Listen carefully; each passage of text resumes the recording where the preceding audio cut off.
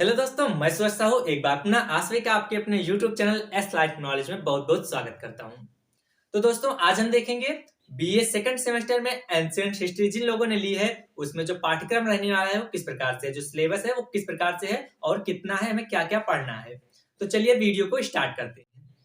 सबसे पहले हम ये जान लेते हैं कि हमें जो पढ़ना है वो क्या पढ़ना है। सेकंड सेमेस्टर के अंतर्गत जो है प्राचीन इतिहास का, तो हमें पढ़ना है भारत का राजनीतिक इतिहास। आप देख पा रहे हैं लिखा हुआ है यहाँ पर भारत का राजनीतिक इतिहास पढ़ना है, वो भी 600 ईसा पूर्व से लेकर हमें 647 ईस्वी तक का इतिहास पढ़ना है। उसमें भारत का राजनीतिक इतिहास हमें देखना है।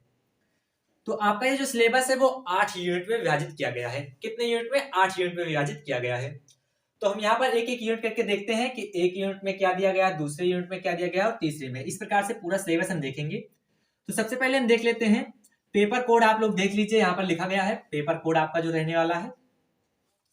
तो ये हो गया आपका यूनिट फर्स्ट। इसमें आपको पढ़ना है अध्ययन के स्रोत। अब अध्ययन के स्रोत के अंतर्गत आपको देखना है साहित्यिक साक्ष्यों का अनुसरण और उनकी ऐतिहासिकता की सीमा। आप लोगों को अगर क्लियर नहीं दिख रहा है तो आप लोग जो है हमारी बातों को जो है ध्यान से सुनिएगा। जो यहाँ पर लिखा है वही चीजें जो है हम आपको बता रहे हैं, ठीक। तो अगर कोई चीज नहीं दिख रही है आपको सही से तो आप बातों को ध्यान से सुनिए, और आप लिखना चाहें सिलेबस को तो आप लिख सकते हैं। तो हमें जो है इसके अंतर्गत बौद्ध साहित्य पढ़ना है, जैन साहित्य पढ़ना है, पौराणिक साहित्य पढ़ना है, यात्रा वृत्तांत, लौकिक साहित्य, पुरातात्विक साक्ष्य, पुरालेख और मुद्राएं, शास्त्रीय साक्ष्य। तो इन चीजों के माध्यम से ये क्या है, हमारे अध्ययन के स्रोत हैं। इन स्रोतों के माध्यम से, इन चीजों के माध्यम से जो हम प्राचीन इतिहास के बारे में जानकारी करेंगे। उस समय की जो स्थिति थी, किस प्रकार का समाज था, किस प्रकार की राजनीतिक स्थिति थी, इसके बारे में जो है हम जानेंगे। तो ये कुछ स्रोत हैं। ये जैसे कि बौद्ध साहित्य, जैन साहित्य, ये सारी चीजें क्या है, एक स्रोत है जिनके माध्यम से हम जो है उस समय के इतिहास के बारे में जानेंगे, ठीक। तो ये हो गया आपका यूनिट फर्स्ट। सेकेंड यूनिट में आप देखेंगे महाजनपदों का विकास। तो सेकेंड यूनिट में हम क्या देखेंगे, महाजनपदों का विकास किस प्रकार से हुआ, उसके बाद वहां पर जो है गणतंत्र का उदय किस प्रकार से हुआ, मगध साम्राज्य का उदय किस प्रकार से हुआ, और मगध साम्राज्य में हर्यक वंश के बारे में देखेंगे। उसके बाद आगे चलकर देखेंगे हम शिशुनाग वंश के बारे में, फिर नंद वंश, फिर उसी समय जो है ईरानी और यूनानी आक्रमण जो हुए भारत पर, जो है उस समय जब महाजनपद काल थे या महाजनपदों का विकास हो रहा था या फिर हो चुका था, तो उस समय जब ईरानी और यूनानी आक्रमण हुए तो किस प्रकार से वो आक्रमण हुए और उनका क्या प्रभाव पड़ा, इन चीजों को देखेंगे, ठीक। ये हो गया आपका यूनिट सेकंड। अब यूनिट थर्ड में हमें क्या देखना है, मौर्य साम्राज्य की स्थापना। मौर्य साम्राज्य की स्थापना, उनके जो प्रमुख शासक हुए कौन कौन से हुए, जैसे कि चंद्रगुप्त मौर्य, बिंदुसार और अशोक। अशोक के जो उत्तराधिकारी हुए उनके बारे में पढ़ना है। मौर्य साम्राज्य का पतन किस प्रकार से हुआ ये देखना है। उसके बाद अर्थशास्त्र और इंडिका, अशोक की धम्म नीति, ये चीजें हमें यूनिट थर्ड में पढ़ने को मिलेंगी।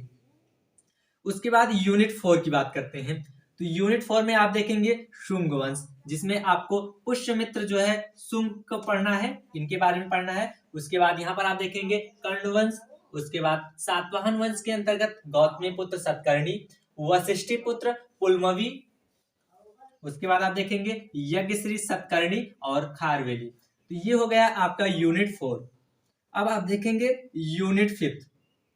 5वीं यूनिट में क्या दिया गया है, तो 5 यूनिट में आप देखेंगे भारत में विदेशी आक्रमण।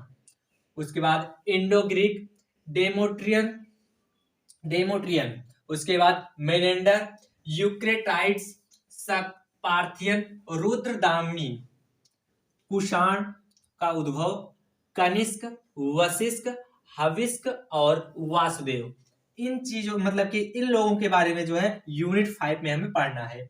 तो टोटल आपका जो सिलेबस है वो 8 यूनिट में है। अभी तक हमने देखा यूनिट 5 तक। अब यूनिट 6, तो यूनिट 6 में क्या दिया गया है, गुप्त वंश का उदय, समकालीन राजनीतिक स्थिति, महान गुप्त शासक। उसके बाद आप देखेंगे चंद्रगुप्त प्रथम, समुद्रगुप्त, चंद्रगुप्त द्वितीय, कुमारगुप्त, अस्कंदगुप्त। ये हो गया है आपका यूनिट 6।